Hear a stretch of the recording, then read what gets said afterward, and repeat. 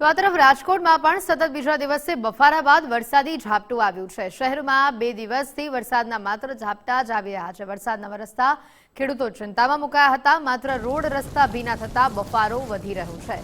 રાજકોટવાસીઓ ધોધમાર વરસાદની હાલ તો રાહ જોઈ રહ્યા છે। રાજકોટ શહેરમાં સતત બીજા દિવસે વરસાદનું આગમન થયું છે।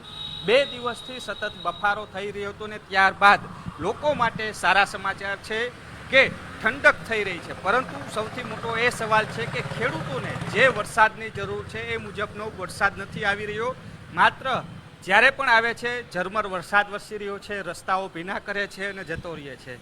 રાજકોટ જિલ્લાના ખેડૂતોને આશા છે કે ધોધમાર વરસાદ આવે તો તેના કારણે ખેતીલાયક વરસાદ છે તે પડી શકે। પરંતુ 2 દિવસથી સતત જે વારાફરતી વારા વરસાદ આવી રહ્યો છે, સતત બફારો થઈ રહ્યો છે, તેના કારણે વરસાદ વરસી રહ્યો છે, ઝરમર વરસાદ છે ને તેના કારણે ક્યાંક જે વાતાવરણ છે તેમાં ઠંડક તો પ્રસરી રહી છે, લોકોને રાહત છે। પરંતુ ખેડૂતોને જે પ્રકારના વરસાદની આશા છે તે પ્રકારનો વરસાદ ન હોવાના કારણે ખેડૂતો હજી ચિંતામાં તૂર છે। કારણ કે ખેડૂતોને હજી ખેતી લાયક કે વાવણી લાયક વરસાદ છે તે વરસ્યો નથી ને તેના કારણે ખેડૂતો ચિંતામાં તૂર છે।